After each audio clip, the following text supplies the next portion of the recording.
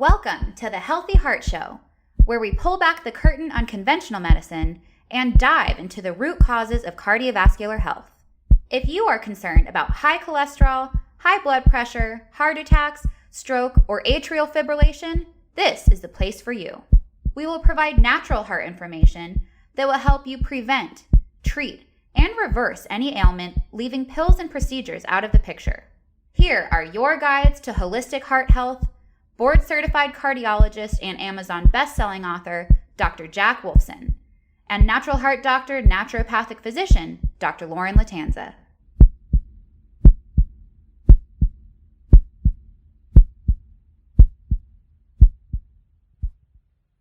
Hello, everybody, and welcome to another episode of the Healthy Heart Show, where we are always looking for expert insight and multiple perspectives to get you to your 100-year heart, looking and feeling your best every step of the way.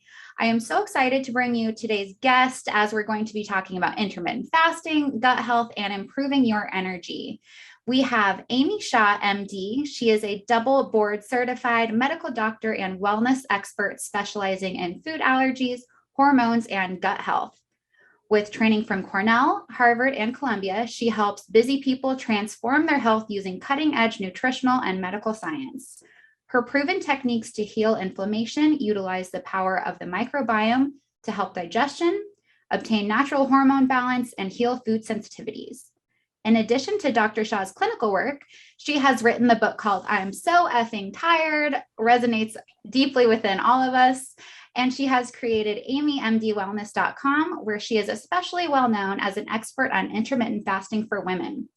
Welcome to the Healthy Heart Show, Dr. Shah. How are you today? Oh, thank you so much for having me. And I'm so glad to hear that we're actually physical neighbors. Like working during this pandemic, I've been, doing shows and talks with people from all over the world. So it's kind of cool to see that you're just right next door. I know, we're just a stone's throw away. Yeah. We wouldn't have even known. So I Googled you and Googled your office and came to find out that we are absolute literal neighbors, which is excellent. Awesome. So cool. Okay. So super excited to dive in. I know that, so I had shared that I was going to be speaking with you, and a lot of my Instagram followers were like, just the book title alone, like if that just if we've not all just said it time and time again. So I love that is a major focus of your work, because it shouldn't be the new normal. It shouldn't be just accepted that we're exhausted all the time. Yeah. And if you're doing what's normal in society, you are on the fast track to fatigue and burnout. And I think for me, that was a big wake up call when I thought I was doing what everybody else was doing, but I felt exhausted and I felt like I wasn't doing my best work. I was feeling anxious and I couldn't sleep, and I knew there was something wrong. But when I went to get, my physical, everything turned out quote unquote normal. Right. And that's basically what started me on my journey. And the funny thing is, the biggest criticism that I get of the book is that there's no magic. She doesn't give any magic prescription. Like, that was a big negative review. And it just makes me laugh because, wouldn't it be nice if there was a magic pill that we could all just take and not do the hard work? But time and time again, it's the hard work that shows through and changes things. There is no easy button, and we would all push it if there were, but unfortunately it's, we go through life with the best of intentions, doing our work, raising our kids, all of the things that we have to do. And our plate is loaded up. So we can't just be like, oh, here's the magic energy fix, but we've just got to really do the work. We want coffee to be that desperately, but it's not. We sure do. Okay, so let's dive in. So I know that intermittent fasting is a big topic that everybody has, if they haven't tried it themselves, they at least know what it is. But you have an interesting take on this. So let's talk a little bit about circadian rhythm and how your take on intermittent fasting sort of plays into that. I think, so many of us have heard about intermittent fasting now because it's the most Googled diet of 2019. It continues to be extremely popular. However, nobody really knows what that even means. What does it mean to intermittent fast? Are you supposed to fast for 12 hours, or are you supposed to fast for 24 hours? Or do you need to fast for like 3 to 5 days to get the benefits? So I was in the same boat because there's not a lot of medical literature that, really tells us exactly how to fast. So I played around with all these different types of fasting.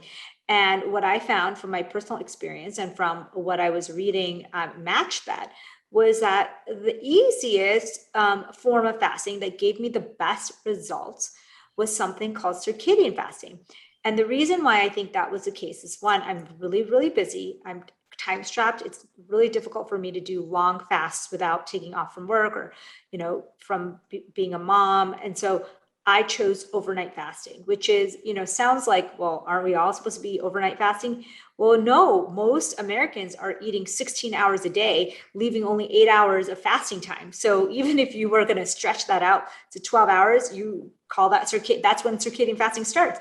So circadian fasting is fasting overnight for 12 hours or more. So super simple concept, but evolutionarily, that is how we're programmed to eat. If you think about 100 years ago, there was no drive-throughs, there was no microwaves, there was no Uber Eats. We literally had to stop eating at some point in the day, or at least would have smaller meals later in the evening. We wouldn't really be having our biggest meal of the day at midnight or 11 or 10 even. Right. And it would be closer to sundown most of the year. So that circadian fasting would seem to me so evolutionarily sound. And, our genes, even though we're changing a lot, our genes don't change over just 100 years. Like there's few changes that happen, but really we are programmed to be digesting mainly during the middle part of the day. Mm-hmm. And that's this concept of circadian fasting. Circadian rhythms are the 24-hour day and night cycles that our bodies run on. So if you are any type of living being, a bacteria, a plant, or a human, you have an inner innate circadian rhythm that your body works on. And 80% of our body's functions work on this day and night pattern, meaning that our body knows that during the day, it should turn on certain brain and body functions. And during the night, it should turn on separate ones. So that way we can optimize our bodies, right? And what we're doing in our life is we're completely messing that up. We're disregarding it altogether, not getting any nature time during the day. So our body does not know day from night. Sun is the biggest input you can be giving your circadian rhythms. Then we're eating at all crazy hours, trying to force our bodies to digest in the middle of the night, which is why we have so many digestive issues. And then we're saying, hey, we're not going to sleep because sleep is like you sleep when you're dead, right? Like there's no, so we basically are telling our body mixed signals, like as if we were traveling across the world every night. And so we're in this perpetual jet lag state where we feel exhausted. We're like zombie-like creatures. And we think that things like energy drinks and coffee are going to help us regain that energy. And it's really not so. That's why I feel so passionate about the circadian fasting piece, because it's kind of the piece that even I did not really understand as a physician. I understood, okay, I know, makes sense. Eating healthy, fuel for your body, that's going to make you more energetic. And I got the fact that exercising, like, yes, that makes me more energetic. But this whole piece of circadian rhythms, intermittent fasting, like timing my day, that was new to me and really changed a lot of things. So that's why I talk about it a lot. I love it. And when you say 80% of our bodily functions are based on the circadian rhythm. And so we can't just continue to ignore it and expect that all is going to go according to plan. Right. And actually, it's so interesting. So I always say in presentations, that 80% of your body works on circadian rhythms. There's only a few things like heartbeat and breathing that have to go on at all times of the day. And then this new study came out, huge study about how the heartbeat has also a circadian pattern, and that your heart knows, or that circadian input tells your heart at night that it doesn't have to have so much reserve, and that can kind of go into relaxation mode because it anticipates that you're not going to be running away from something in the middle of the night. So it's like more so than we even knew.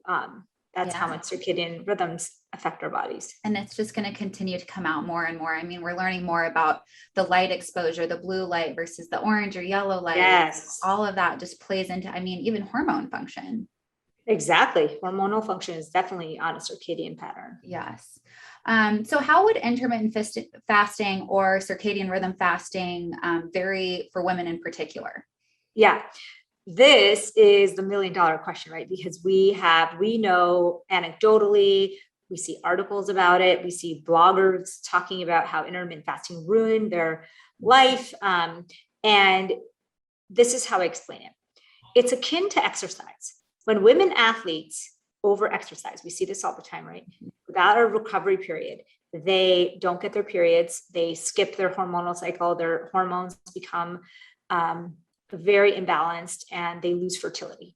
It's the same thing with fasting. If you put an immense stress on our body as a woman, whether you want to get pregnant or not, your body will protect itself by shutting off your GnRH, which is the kind of leader hormone up in your brain, and it will just stop that pulse for a little while it's in a stress state. Meaning, makes sense, right? Evolutionarily, if you're in a famine, if you're in a war, or if you were in a very stressful situation dealing with an infection, your body kind of shuts off reproduction, which again then affects your hormones. And you can imagine that that's going to cause a cascade of symptoms. And women, we all know that our hormones kind of rule our mood and our hunger and fertility. And so many women have experienced this extreme form of hormone disruption due to fasting. And this is because same thing with women exercisers, gymnasts and Olympic athletes and ultra marathoners deal with this all the time. And so what I wanted to kind of write about in my book is that, hey, you can get the benefits of fasting without going to the extremes. And if you want to go to the extremes, there's no reason that you can't, as long as you have a really good recovery period and you really, really work on that recovery. So I make it akin to exercise. That overnight fasting, like the circadian style fasting, is kind of like going on a daily walk or jog. It's stressful, but not too stressful. Whereas doing a 16-hour to 24-hour fast is more akin to running 10 miles, right? You can do it, but you would never do it on the first day. Yeah. And you wouldn't want to do it every day from day one on, which is how people start intermittent fasting. And there's only one animal study that was done on female rats that people in the social media world quote is a rat study where they had the female rats fast for 24 hours. But remember that rats' metabolisms are like 3 times at least hours. And so imagine fasting for that period of time. And then it was supposed to be like every other day fast. And it was done for, I think, 12 weeks, which in, humans would mean years of just doing 3-day fasts. And you can imagine that had an impact on the ovaries. And so that study is just hilarious to me, because I'm like, you're basically telling women, the entire 50% of the world population, maybe more, that you shouldn't do intermittent fasting because of one rat study. It's really like saying that women should not exercise. Like we shouldn't ever say that, because you're leaving so many benefits on the table by saying, oh, because there's an extreme form, just don't do it at all. So that's my take. Error in translation there. Yeah, completely. Yeah. Well, yeah. And of course, ovulation and pregnancy is so physiologically expensive that your body's going to say, I can't afford to do this right now. So it's going to kind of stop that entire process. And like you said, everything downstream really takes that hit. Yeah. So that's the, intermittent fasting is just like any kind of form of stress for women. We have to be a little more mindful when we are putting ourselves, our bodies through a stressful experience. It doesn't mean we shouldn't. It just means that we are not little men and we have to think about it accordingly. Right. And of course, we want to work on our metabolic flexibility getting into it. And that's why you do start slow. Exactly. That's the big thing, the metabolic flexibility part. How would that be translated into women over 50 or like postmenopausal women?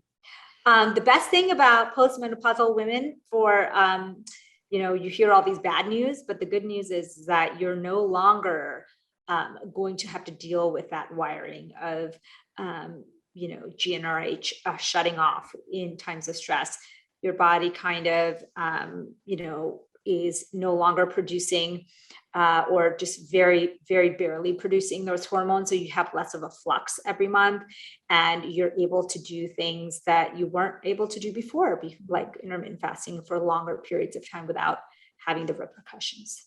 So of course, still focusing on metabolic flexibility, but maybe a little bit more leeway in that whole process. So if patients or people are new to intermittent fasting, what are some ways that you suggest to combat cravings and avoid maybe feeling hungry during those fasting hours? That's a great question, because I deal with this all the time too. So there's a few different options. The best option is to do short fasts in the beginning, and just, like you said, work on your metabolic flexibility. You're not going to be able to go from a high sugar, high carbohydrate diet where you eat every 2 hours to being able to fast for 16 hours. It's just not going to happen overnight. It's like saying you got up from the couch and you want to go for a half marathon run, like you need to train for it. And so you train at short intervals, you master that, and then you go to the next level. So 12 hours and 13 hours. So the best study about this is Ruth Patterson, a cancer researcher, read all the literature about intermittent fasting, about how it lowers inflammation and insulin levels, which seem to drive cancer in so many ways. So she decided that she was going to do a study on intermittent fasting, but she wanted to make it easy, because these are women, her patients were women who already had breast cancer, and they were just trying to do things to prevent it. And they were usually people who had gone through a lot, chemo, radiation, surgery, etc. And so she prescribed them a very easy intermittent fasting schedule, overnight fasting, like I talked about with the circadian rhythms, kind of about 13 hours. And the other group was less than 13 hours. So you could do more than 13 hours or you could do less. So the average fasting interval for the intervention group was 13.5 hours of overnight fasting. And she followed them for 7.5 years. And she found that the group that did the overnight fast, only 13.5 hours, had a 36% reduction in breast cancer recurrence. I mean, if there was a medication that did that, it would be like $1 billion drug, right? Oh, yeah. And this is very moderate, pretty easy, doable intermittent fasting length. And so I encourage people who are trying it for the first time not to feel like they need to jump the gun and do a super long fast because that's what they heard, on some kind of weightlifting website. To start with something really moderate and modest, and you will start to see the benefits right away. Right. And I guess that's where we, like you mentioned the comment about your book not having a magic pill. It's like everybody has the option to be doing this, but here, let me give you the guidance, and then maybe you'll do it, and you see these results, which are just staggering. Yeah. And the thing is that if we could make intermittent fasting into a pill, it would literally be a blockbuster like thing that no one had ever, invented before. But because it's something that's free and accessible, it is really hard to market that in this world. As you know, there's a lot of like marketing that goes into medications and therapies. And of course, this is a much lower risk than taking on some other side effects. Most of the known side effects of fasting, especially at this length, are really quite beneficial. Yeah. And I think because we think about it like exercise, I say it's akin to exercise. Yes, injuries happen, have to be careful, start slow, train yourself, move up, stress your body enough so that you can become more metabolically flexible, but not that you get hurt. And it's just like exercise. You would never say, because there's a potential to get hurt, like don't go walking every day. I mean, that's stay on your couch. Yeah, exactly. It's preposterous, right? So it's the same thing with intermittent fasting. Like the medical community, a lot of people have said, well, there's no there's no double-blind randomized controlled trials that prove that it is better than placebo. And so why would we do this? And I just say, well, because one, it's free, and two, because it's like exercise. When you try to compare exercise to sitting, it's really hard, because somebody might say, is Tai Chi better than sitting? And then somebody might say, is running a marathon better than sitting? And so the intermittent fasting studies right now are all over the place. They're basically, it's like comparing all kinds of fasting. And what they were finding is they got mixed results. And that's why it's been more difficult to accept. So in any case, really low risk, high yield in so many ways. And so I think it's something to incorporate even in the smallest way into your life. Yeah. And so on that note, with the kind of comparing it to exercise, what are your take on exercise during a fast? So of course, talking about a 12-hour fast here. Yeah. So this whole concept of metabolic flexibility brings up the concept of the metabolic switch. So Dr. Matson, who is a neuroscientist, published an article in the New England Journal of Medicine, December 2019, that talked about intermittent fasting as a tool, not because it lowered calories, but because it turned on a metabolic switch. And everyone said, oh, what is he even talking about? What he's talking about is that we love to use glucose as fuel. Like our bodies use glucose, its primary source of fuel. So if you eat an orange right now, your body will use the glucose that gets released into your bloodstream, for the next activity that you do, because it loves fresh glucose. But once you run out of glucose in your bloodstream, your body has to look for other sources. So there's some stored glucose in our liver. So it will go to the glycogen stores in the liver and it will take some of that.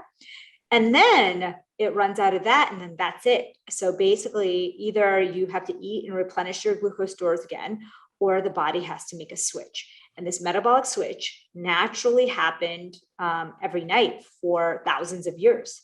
And then over the last, 50 to 100 years, it never happens, because we eat as soon as we go to bed, or like right before we go to bed, and we roll out of bed. Literally, most people are like getting their coffee and their first bites immediately after they wake up. And so we never really deplete that glucose, definitely don't deplete the glycogen, and we never turn on this metabolic switch. Has so many benefits. So when the metabolic switch gets turned on and turned off, you basically turn on all these downstream benefits. It's like when you work out and you do muscle training, you don't just work on your muscle right now. It gives you all these brain and body and inflammatory benefits later. So similar to that, the metabolic switch has many benefits. And the reason why I'm talking about that in the setting of exercise is because if you do an overnight fast and then you pair it with a fasted workout in the morning, you have your best chance of turning on that metabolic switch, because now not only did you use up the glucose during your sleep, you're extending the time that your body can use, start to use up more glucose and glycogen. And then you're putting it through a workout, which obviously demands more glucose and glycogen from your body. And so making the likelihood of turning on that metabolic switch much higher, and almost always likely, unless you had a huge like carbohydrate like loading meal right before bed. So we don't have a way right now to know exactly when that metabolic switch happens, but it's usually between 12 and 14, 15 hours. And so if you're fasting even 12, 13 hours, but then you're doing a fasted workout at the end of it, you have a really good chance of at least turning on that metabolic switch.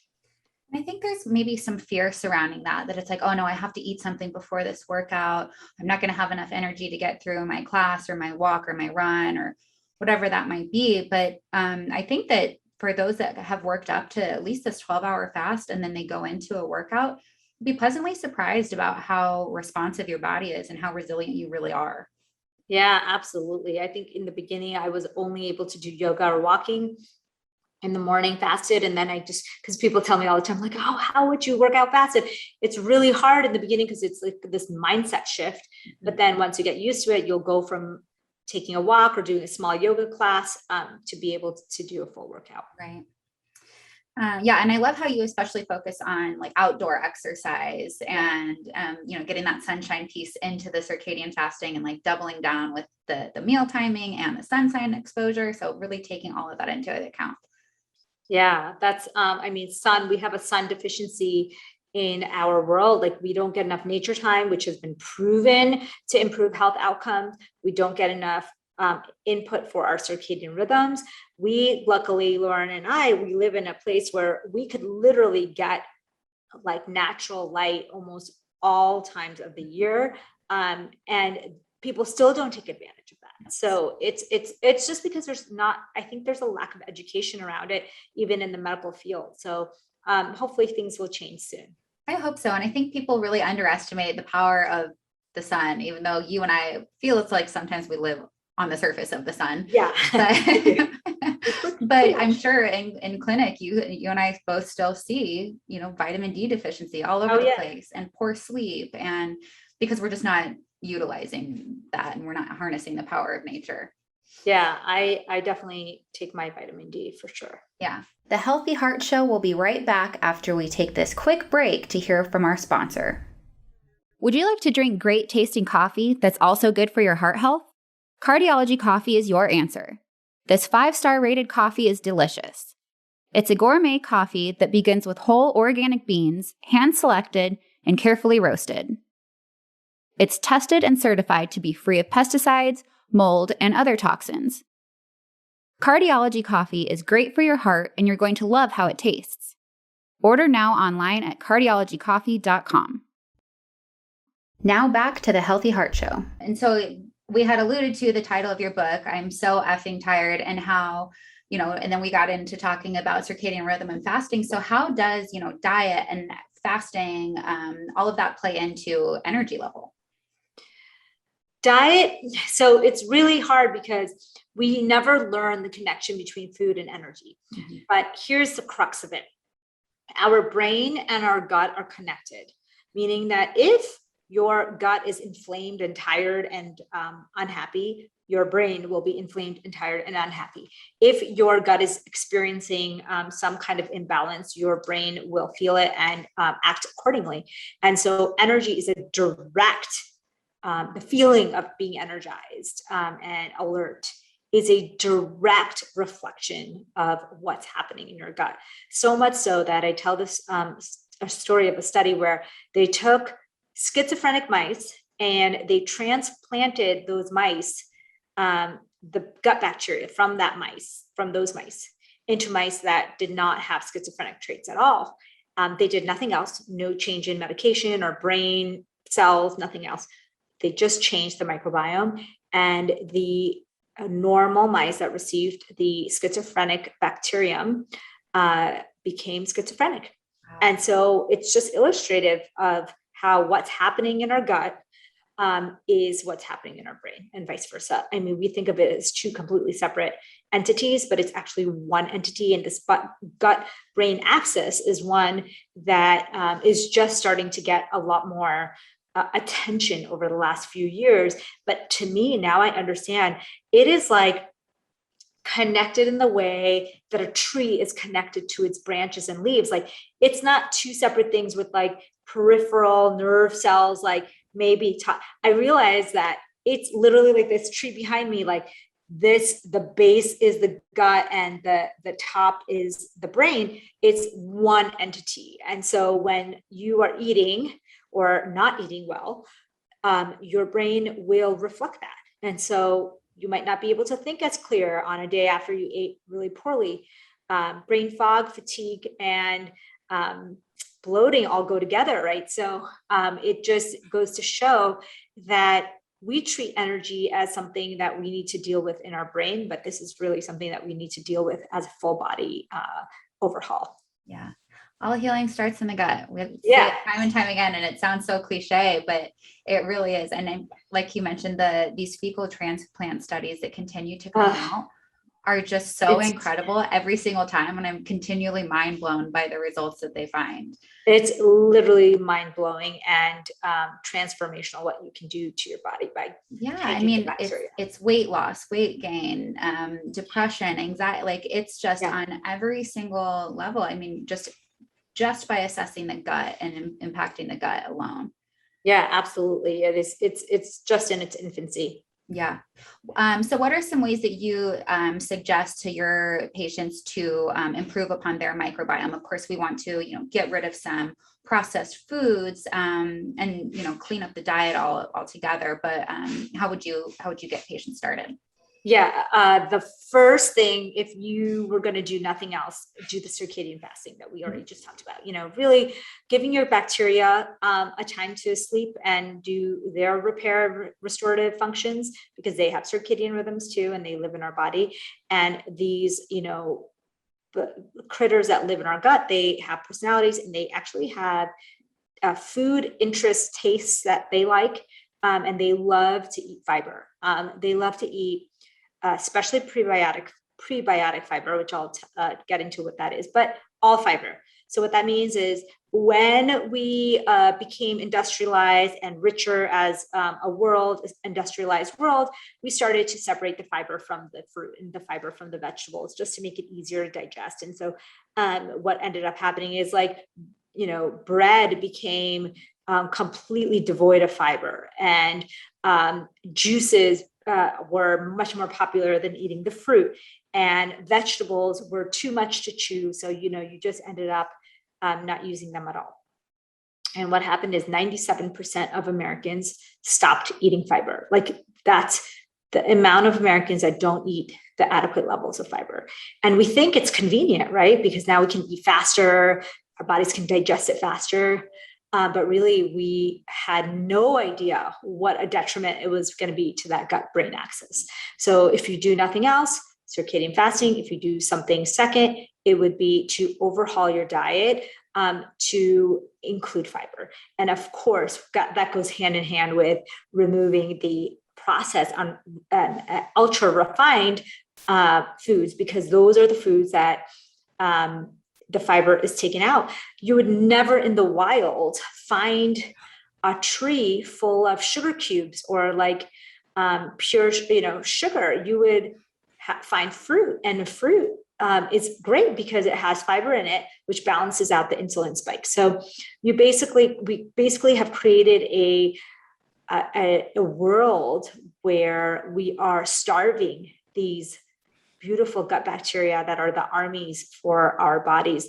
These gut bacteria, they carry walkie-talkies, these so-called walkie-talkies, where they communicate with the rest of our body about what's going on. They communicate with the brain and the immune system and the hormone system. And when they're starved and when they're very low in numbers, it's like you have a fraction of your practice working on a particular day, for example, or a fraction of your company working, and it's like mistakes happen, things go wrong, and then we wonder why we're just dealing with inflammatory diseases at rates we never saw before. Yeah, and then you wind up feeling so fatigued. When are we going to stop messing with nature? When are we going to learn? And what I realize is it's like medications. I saw just today another study about how a medication that we often use in Alzheimer's patients for agitation, called mirtazapine, it has, not only was it shown that it doesn't have an actual effect, it's shown to cause death in many of those Alzheimer's patients. Mm-hmm. And it just shows to me that when in modern times, everything comes with side effects, like everything that's not natural or found in this earth is going to come with side effects. So if you decide, hey, we want to separate the fiber from food, oh, it's so convenient, how awesome, we've made so many strides, but actually we move backwards in so many ways. So just having that insight that, hey, maybe we need to do some more research before we keep doing things that are so destructive to our bodies and our planet. Exactly. And, when in doubt, I always just suggest to patients, is it evolutionarily appropriate? Would we have been doing this, as an evolution of species? If it's not evolutionarily appropriate, it might not do best for us. It might not be in our best interest. Yeah, absolutely. So another question I have for you is, so when people are, getting to these longer fasts, so if they're just coming out of the starting point and they're getting to this 12-hour fast, or maybe they're getting to a 16 or 18 hour, what is the best way, some foods that you would suggest to break those fasts? That's a great question too. You don't want to break your fast with foods that are so fast, easily consumed, without fiber, that your blood sugar takes a while, your brain takes a while to register. And by the time it registers, what you just ate, you probably ate a whole pizza already. And we have all experienced this, right? When you inadvertently fast, for example, when you're in college or in your young years, and you're starving, and what you go for is this very, very high glycemic index foods. And like I'll take pizza, for example, and I'll say, you eat and your brain doesn't even register that you ate it for about 20 minutes after you started eating. But by that time you have consumed thousands of calories. That's not the best way to break a fast. In fact, that's the worst way to break a fast. What you want to do is you want to keep in mind that your body takes about 20 to 30 minutes to register. And so you might want to start with something very small to ease your digestion into it and give your body like the signal, like, hey, it's time to wake up. Digestion, where it's like, the equivalent of, bolting out of bed and starting to run. You might want to take a few minutes even just to get your body set.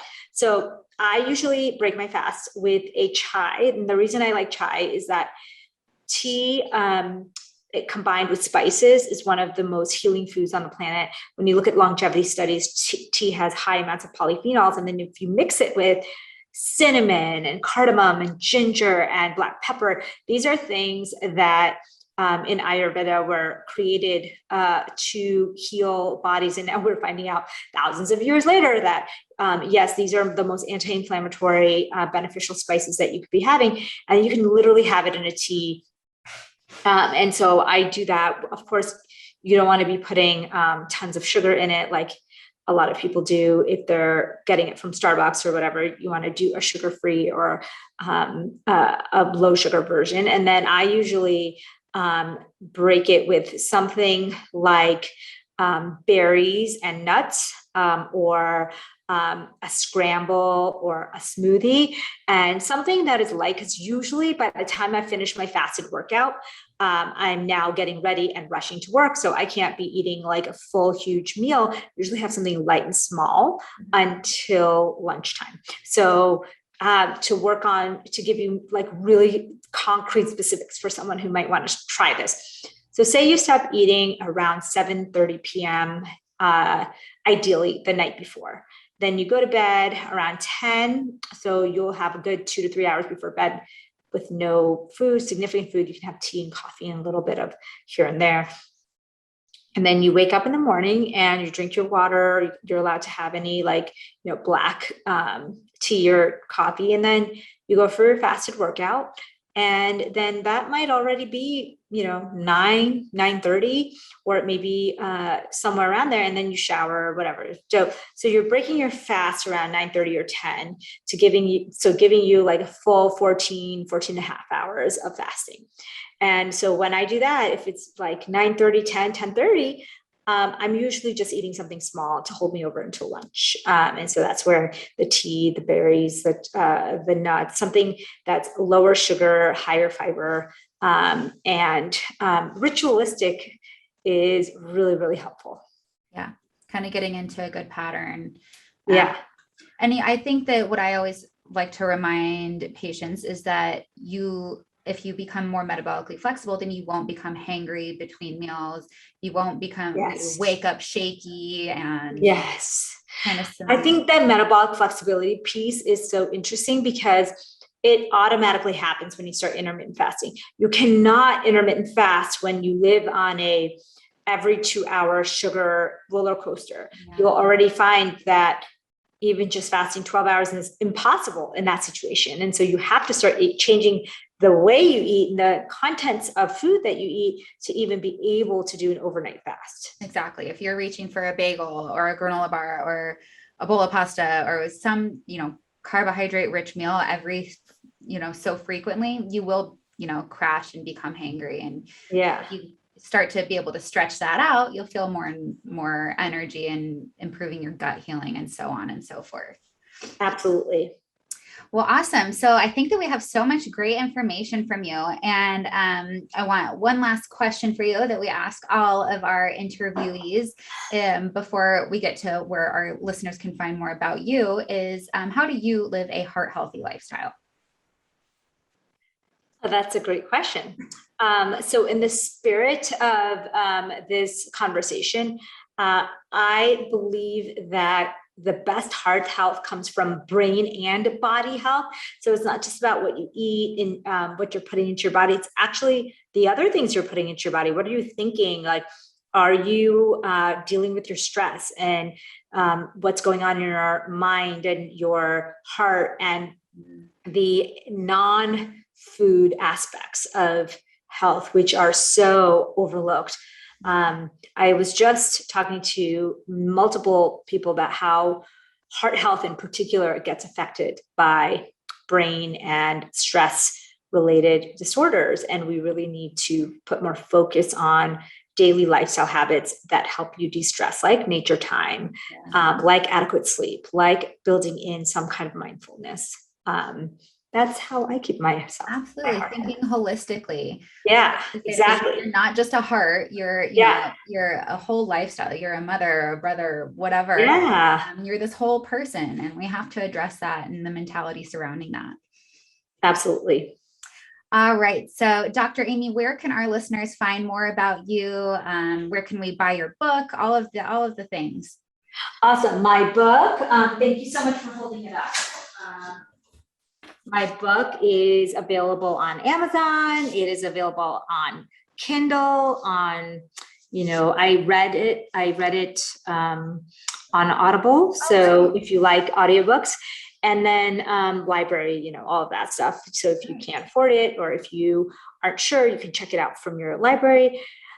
You can find me at amymdwellness.com, and my website, that's my website, and my social media handle on Instagram is fastingmd at fastingmd, or on Twitter, it's Amy Shah MD, and on Facebook, it's Amy Shah MD as well. Thank you so much. I really suggest everybody to go out and grab the book.